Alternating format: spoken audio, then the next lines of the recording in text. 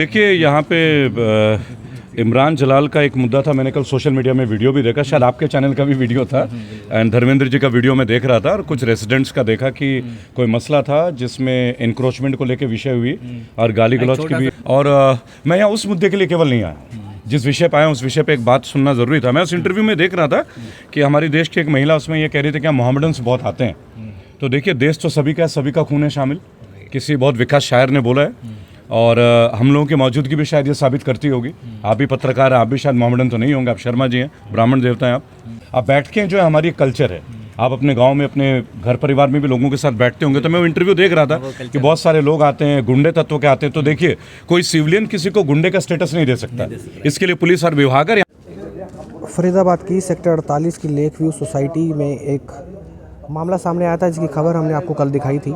और उसी खबर में अगर आप देखें तो एक छोटी सी बैठक जो है इमरान जलाल द्वारा बुलाई गई है और उस बैठक के मुख्य रूप से यहाँ पर रेबल शदरन पति पहुँचे, मोटिवेशनल स्पीकर हैं, पूरे देश के अंदर एक विपक्ष की भूमिका निभाते हैं।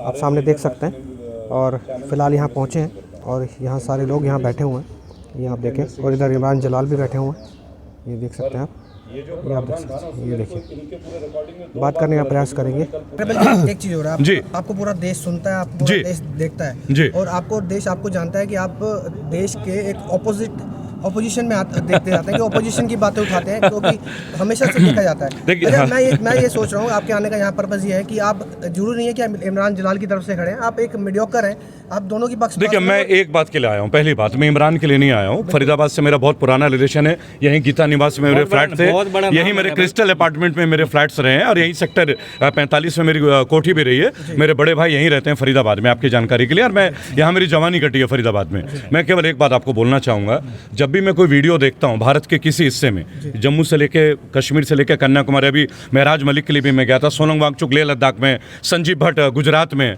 रामदेव जी का प्रकरण भी आपने देखा। मैंने उनको भी पेनल्टी कराई है 6 करोड़ 92 लाख की। और आज जो माफीनामा मांग रहे हैं उसकी लड़ाई हमने लड़ी है, देश के डॉक्टरों के लिए लड़ी है। तो हम किसी को भी क्लासीफाई नहीं करेंगे रिलीजन वाइज।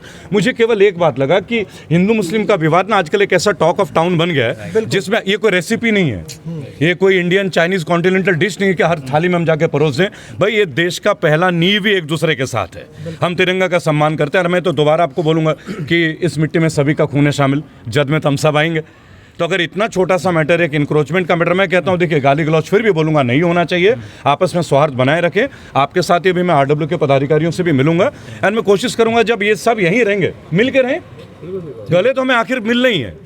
और दूसरी बात, अब बस एक चीज़ मुझे बहुत बुरा लगा जिसके लिए मेरे को यहाँ आना हुआ है, आपके माध्यम से बोलूँगा, कोई भी पत्रकार भाई, जो युवा पत्रकार भाई है, देखिए, पत्रकार लोकतंत्र के तीसरा स्तंभ में चौथा, हम तीसरा ही बोलेंगे आज हम तीसरा बोलेंगे। उसके कारण है आज आप देख रहे हैं हर जगह हिंदू मुस्लिम हो रहा है। अब हमें एक स्टेप आगे आना पड़ेगा। हम फोर्थ पिलर क्यों बोले? फोर्थ पिलर लास्ट पे है ना, पहले क्यों नहीं आ जाते? आप जब भी बोले, मैंने एक वाक्य देखा जहाँ हमारे धर्मेंद्र जी कह रहे हैं कि मैं कार्रवाई करा रहा हूँ। भाई साहब, प्लीज़ ऐसे ना बोले, आप मेरे बहुत अजीज भाई हैं, आप बेहतरीन काम कर रहे हैं, आपका मंच लोग सुनते हैं, लोग आपके विभिन्न मंचों में देखते हैं। आप नहीं बोल सकते कि कार्रवाई करा सकते, आप कोई पुलिस अधिकारी नहीं है।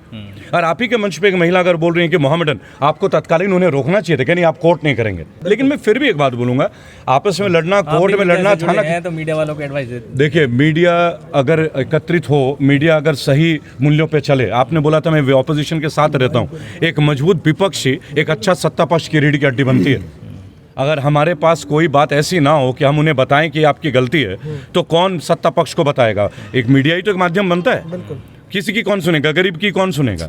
आप सीधे एक पेड़ माँ के नाम और हजारों पेड़ अदानी के नाम, अगर मीडिया चुप बैठ जाए फिर तो हो गया। फिर हमने मंच लिया ही क्यों है? अगर पुलिस वाले अपने काम को करते हैं, वकील अपना काम करते हैं, मीडिया आपके मंच का भी तो एक काम होगा। लोग आपके ऊपर आस्था रखते हैं कि आप सच्चाई को दिखाएंगे। तो मैं एक अपील करूंगा आप लोगों से कि जब आरडब्ल्यू के अधिकारी से, जैसा मैं भी अभी मिलूंगा, कि एक परिवार है, 200-250 जितने भी फ्लैट हैं यहाँ पे, कितने फ्लैट्स हैं इमरान जी? 300। तो एक परिवार है, बृहद परिवार है ना। अब हमारे पास जमीन इतनी तो बची नहीं कि इंडिपेंडेंट कोठी बना ले, ना ही बजट है। यहाँ सबको एक साथ ही रहना है। छोटी छोटी बातें हमारे घर में भी होती हैं, हम इसको सौहार्द में कन्वर्ट करें और कोशिश करें कि इन तरह के केसेस में रिलीजन, जाति को ना इन्वॉल्व करके केवल सोसाइटी के हित की बात करें। मेरे ख्याल से इस बात से तो किसी को विरोध कभी होना भी नहीं अब आशा करते हैं कि ये मैटर जो है 100% देखिए, मैं पॉजिटिव व्यक्ति हूँ, मैं पॉजिटिव व्यक्ति हूँ। और रही बात है इमरान की, तो इमरान से मेरा कोई व्यक्तिगत संबंध नहीं है, हर उस व्यक्ति से है जिस व्यक्ति को लगता है कि कहीं मीडिया को स्टैंड लेने की ज़रूरत है। अगर 16 परिवार 20 परिवार एक साथ जाके एक मंच पर जा सकते हैं तो ये भी भारत का ही नागरिक है, आधार कार्ड में, ये तो जन्मा भी इसी क्षेत्र में। तो आप एक बात सोचिए, सबको महसूस होता होगा ना कि कोई अकेला ना रहे, हम तो सबके साथ चलने की बात करते हैं। आइए लेट्स गो। तो आप देख सकते हैं हेमंत सदन पति हमारे साथ थे और उन्होंने किस तरह से बात रखी। चलिए, खबर जर्सी डिजिटल देख रहे हैं आप। एक छोटे से मैटर धन्यवाद।